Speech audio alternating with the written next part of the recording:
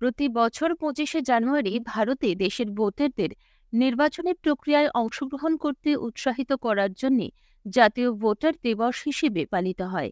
এছাড়াও এই একই দিনে পালিত হয় জাতীয় পর্যটন দিবস, যা দেশের অর্থনীতি ও সাংস্কৃতিক ঐতিহ্যের জন্য পর্যটনের গুরুত্ব তুলে ধরে। জাতীয় পর্যটন দিবসের এবছরের theme sustainable journeys, timeless memories.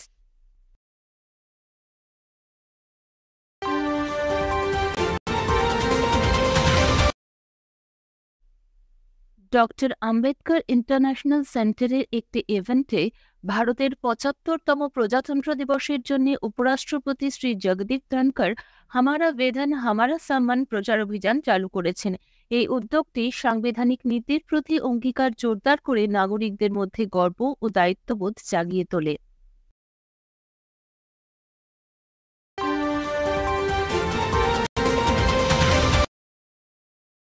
ভারতের মাননীয় রাষ্ট্রপতি দ্রৌপদী মুর্মু দক্ষতা বিকাশের মাধ্যমে যুবকদের ক্ষমতায়নের জন্য ভারতের অটল প্রতিশ্রুতির প্রতীক কৌশল ভবনের উদ্বোধন করেছেন। দক্ষতা উন্নয়ন ও উদ্যোক্তা মন্ত্রকের তত্ত্বাবধানে এই ভবনটি আধুনিক পরিকাঠামোতে সজ্জিত।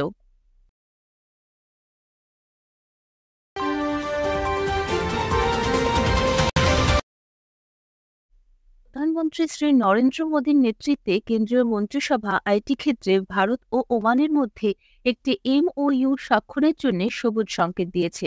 15 ডিসেম্বর 2023-এ ভারতের তথ্য প্রযুক্তি ও ইলেকট্রনিক্স মন্ত্রক ও ওমানের পরিবহন মন্ত্রকের মধ্যে একটি এমওইউ স্বাক্ষরিত হয়েছিল।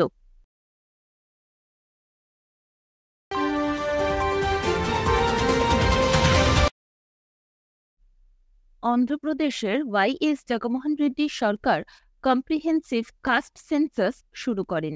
এই কাস্ট সেন্সাস শুরু করার ক্ষেত্রে বিহারের পরেই অন্ধ্রপ্রদেশ সারা দেশে দ্বিতীয় স্থানে রয়েছে।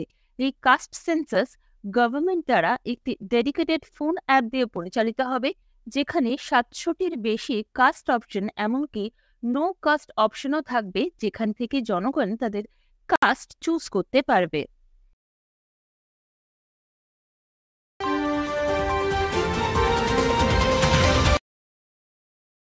ওড়িশার মুখ্যমন্ত্রী নবীন পটনায়ক ময়ূরভঞ্জের সিমলিপাল টাইগার রিজার্ভের কাছে বিশ্বের প্রথম ব্ল্যাক টাইগার সাফারি প্রতিষ্ঠার পরিকল্পনা করেছেন। এটি মেলানিস্টিক টাইগার, যা সাধারণত কালো বাঘ নামে পরিচিত।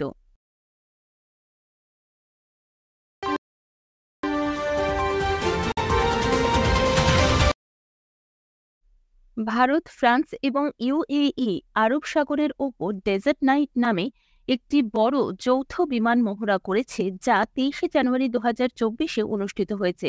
ডেজার্ট নাইটের মূল ফোকাস ছিল অংশগ্রহণকারী দেশগুলির বিমান বাহিনীর মধ্যে সমন্বয় ও আন্তঃকার্যক্ষমতা বাড়ানো।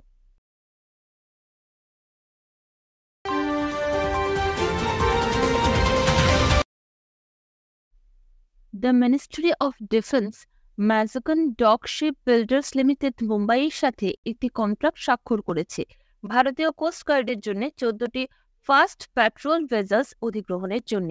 এই চুক্তির মূল্য 1.070 কোটি টাকা।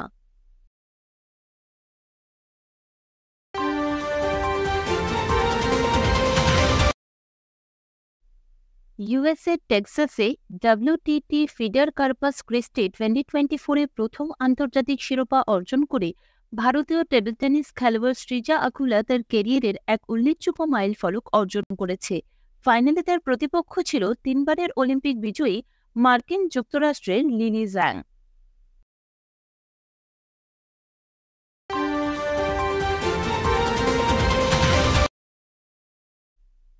কনভারসেশনাল এআই স্পেসের অন্যতম অংশ কোভার্ট.এআই India's first large language model Bharat GPT চালু করেছে, যার লক্ষ্য হল 22টি ভারতীয় ভাষায় এআই কথোপকথনের বিপ্লব ঘটানো, যা দেশে প্রচলিত ভাষা বৈচিত্র্যের চ্যালেঞ্জের মোকাবিলা করবে।